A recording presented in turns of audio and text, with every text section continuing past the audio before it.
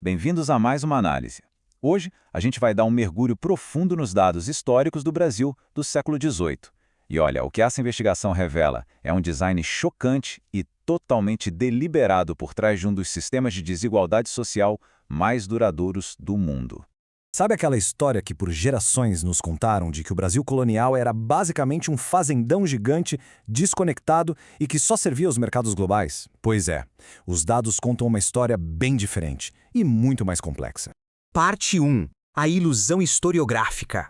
A realidade é que a descoberta do ouro não serviu só para encher os cofres da Europa. Na real, ela foi o verdadeiro gatilho para um mercado interno gigantesco. Era uma rede super interconectada que ia lá do extremo sul até o nordeste, promovendo uma acumulação de riqueza que circulava de fato dentro do próprio território.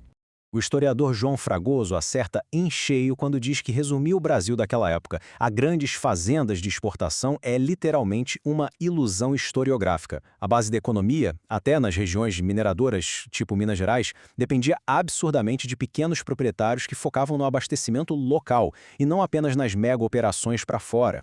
Parte 2. A malha do mercado interno. Para vocês terem uma ideia, logo depois daquelas fomes terríveis no início da corrida do ouro, rolou uma explosão demográfica. A entrada de pessoas escravizadas nas áreas de mineração saltou de umas 2.600 por ano para quase 6.000 em poucas décadas.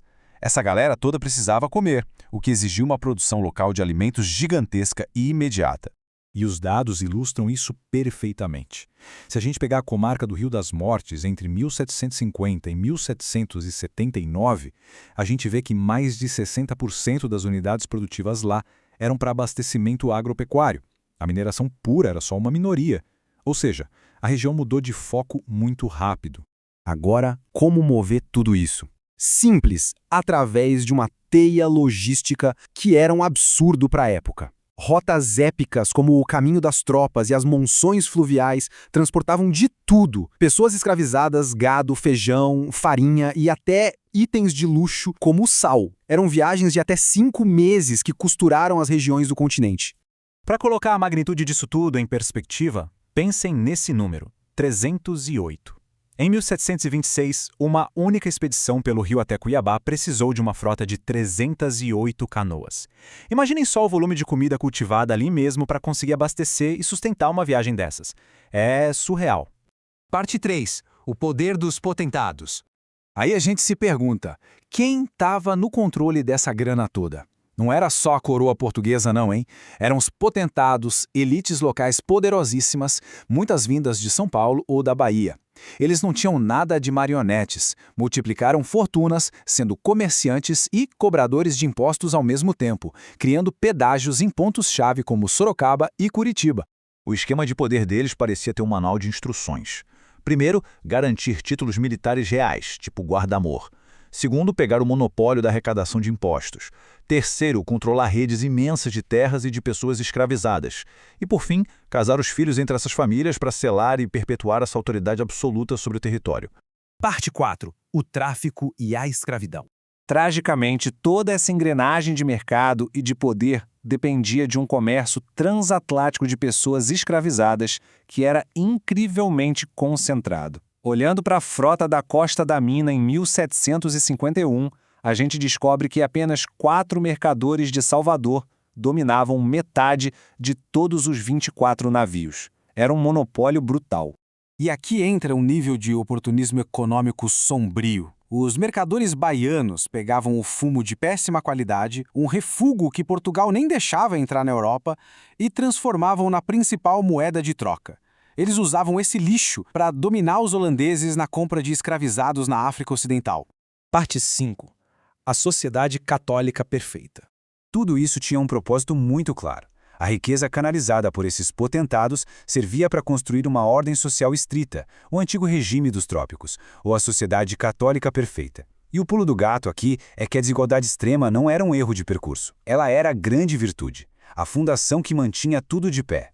E para manter essa hierarquia, a escravidão precisava estar em todo lugar, não só nas fazendas gigantes.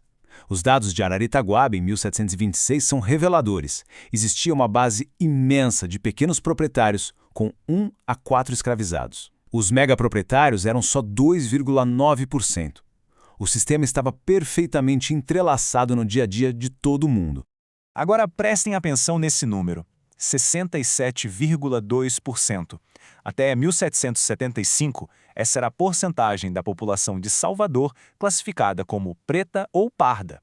E o detalhe é que mais de um terço dessas pessoas já eram libertas. Isso criava uma teia absurdamente complexa de dependência e de reciprocidade desigual para controlar a sociedade. Parte 6. As raízes da desigualdade. Essa desigualdade estrutural foi muito além do eixo do ouro, se infiltrando lá para o norte também. Mesmo quando o açúcar entrou em crise, as elites de Pernambuco e da Bahia não caíram. Pelo contrário, elas expandiram. Eles dominaram o mercado interno de currais de gado no Ceará e de carne seca no Piauí, que era fundamental para alimentar os escravizados por toda a colônia. Comprar quantidades absurdas de terra nesse cenário, pessoal, não era só sobre o lucro comercial direto. Era a ferramenta principal para impor a hierarquia e o controle social. Numa época em que o Estado era quase um fantasma, ter terras e títulos era ter poder absoluto de vida e morte sobre a população local. Isso nos deixa com uma pergunta que fica martelando na cabeça. Se essa desigualdade extrema foi desenhada historicamente de forma tão minuciosa como a virtude de uma sociedade perfeita, até que ponto os ecos desse projeto ainda batem nas estruturas do Brasil de hoje? Reconhecer que tudo isso foi um projeto deliberado e não um simples acidente muda totalmente a forma como a gente enxerga o nosso presente. Fica aí a reflexão. Continue investigando as origens de tudo ao nosso redor e até a próxima análise.